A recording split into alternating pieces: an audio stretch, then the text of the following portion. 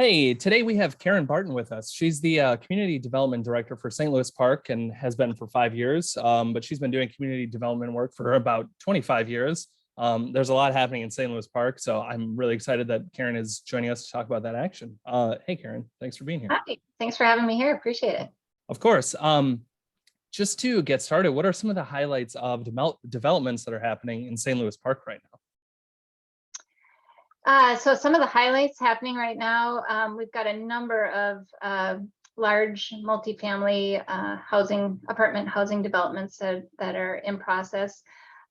We had 3 recently that received their low-income housing tax credits, so that was a big push to get those underway, and they're breaking ground this year. We've got a couple major developments right along 2 of our light rail stations that are mixed-use developments.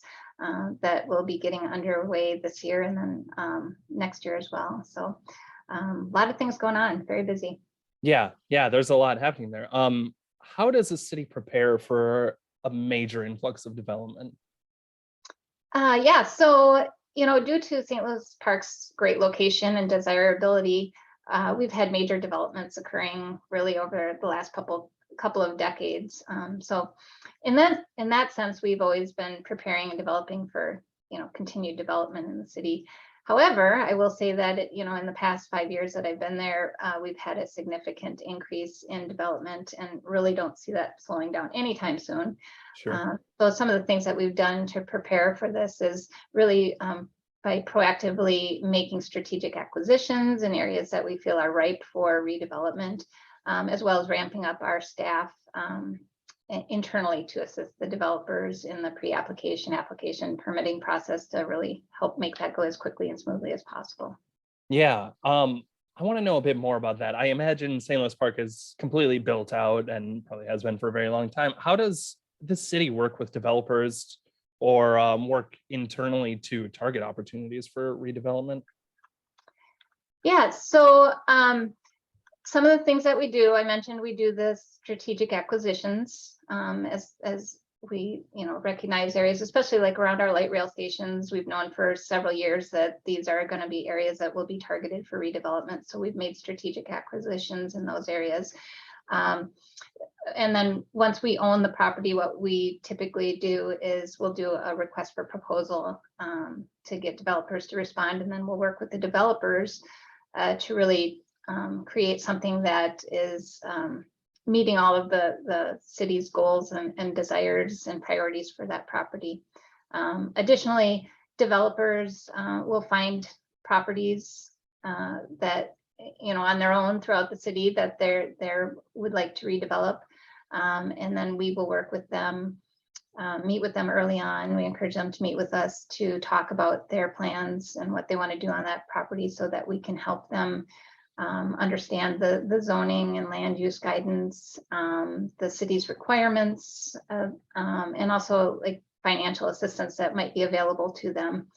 And then once we get rolling on the projects, we've got staff ramped up to really help walk them through and guide them through step by step of the process and help them creatively address any issues that might come up. As you can imagine, in redevelopment scenarios, oftentimes it's like trying to fit a square peg into a round hole. And so you've got to be really creative in figuring out how we can solve these, kind of one-off problems. So. Sure. What is St. Louis Park doing to kind of increase the diversity of housing stock to address, different levels of the housing continuum or create home ownership opportunities, things like that? Yeah, great question. Thank you. We're doing a variety of things. Working with the developers, we obviously have a strong interest in high density multifamily housing that's been occurring in the city. We adopted an inclusionary housing policy back in 2015, which requires a certain percentage of units to be affordable within a development if the development is seeking financial assistance or some other things from the city. Additionally, we require a certain number of family-sized housing units in those developments. And then as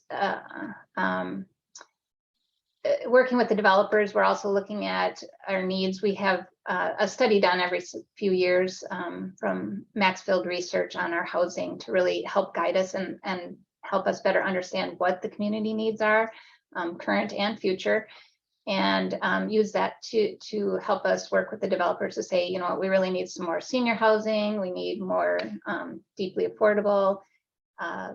With the home ownership opportunities, those are a little more challenging. Not many developers are building condominiums because of the restrictive state laws around that and the insurance part of it. But we are working with some nonprofit developers on our own city-owned land to develop some affordable home ownership twin homes that will be available for sale in the next couple of years, and then also doing some down payment assistance programs, pretty significant ones for different folks to enter into home ownership in the city of St. Louis Park. Yeah, cool. I saw a document showing that St. Louis Park has a pretty high captured TIF capacity compared to other cities. Can you tell me about some of the conversations, concerns, benefits to offering a lot of tax increment financing for new developments? Sure, yeah. So St. Louis Park is a fully developed first-ring suburb, meaning that pretty much all of our developments are redevelopments. And redevelopments are typically more expensive due to things like land assembly, acquisitions, demolition, cleanup on the property. The result of which is that, if the city wants to see this redevelopment occur, then the city really needs to step up and provide financial assistance on occasion to help make the development financially feasible. Tax increment financing is an excellent tool to achieve that. Part of the requirements with the tax increment financing is what's called a but-for test. So we work with our financial consultant for the city to review the financials of the proposed development and determine that yes, but for the use of tax increment financing, this development wouldn't occur. So it's not us just handing out money. It's really based on the need for the particular development. Some of the benefits that are associated with using tax increment financing for these developments is that, the city's getting a new development on an underutilized and or blighted property. It significantly increases the taxes the city receives in 10 to 15 years when the TIF obligations have been met for that project.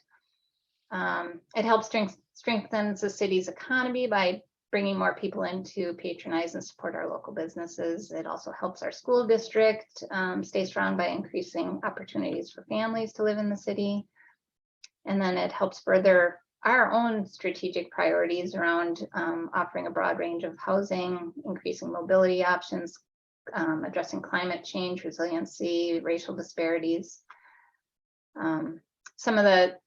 I know that some folks are opposed to TIF, and I think it's really because they don't understand the mechanics of it. And they're typically opposed because they think the city is giving tax dollars to the developer that are currently being used for other things or can be used for other things in the city. And that's really not the case.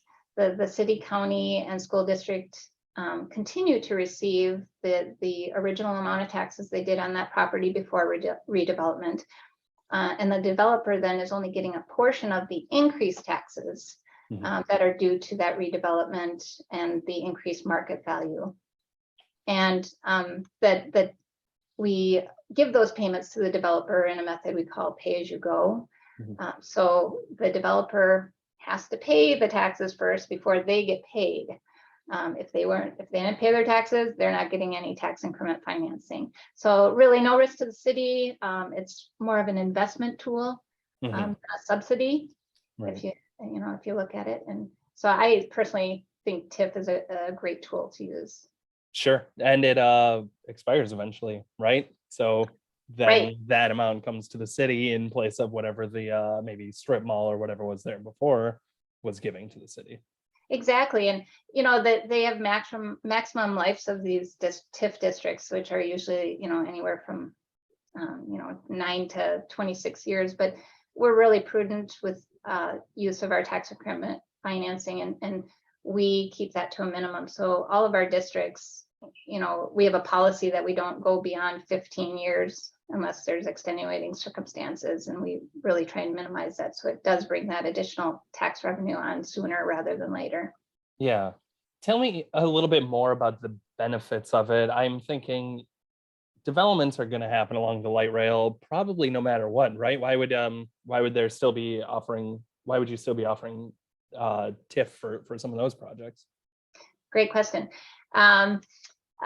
So the city, as I mentioned, we have strategic priorities, right? We really are looking to increase the housing options for people to live in the city, really increase our affordable housing, and especially deeply affordable housing available to households at 30 and 50% of area median income. We're looking to address climate change and promote resiliency. We're looking at mobility issues and racial equity. Those are all our strategic priorities. And so we have a lot of requirements, our inclusionary housing policy, green building policy, diversity, equity, inclusion policy, that we place on these developments, and it adds costs. It does add costs. So really we're investing in those strategic priorities by helping these developments to be successful financially, with these added costs to the development. Right, that makes sense, which goes back to the but for of the developer wouldn't necessarily be able to do all those things without that TIF in place, right? Yep. Exactly. What does the city look at as it's trying to as it's densifying, as it's trying to modernize? I think you've spoken to some of that, but maybe you could get more in depth about some of those things with presumably like walkability, accessibility, climate change, things like that. Yeah, exactly. Right. So, again, going back to our strategic priorities, that's exactly what we're looking at. We're in these new developments. We're looking to create trail connections and new sidewalk connections. We're looking at other things like vehicle sharing, electric vehicle charging, solar on the developments. We're looking at them to help advance equity and address racial disparities in our community through providing affordable housing in larger housing units, things like that. And with our green building policy, we're really trying to reduce carbon emissions to the extent possible in all these buildings.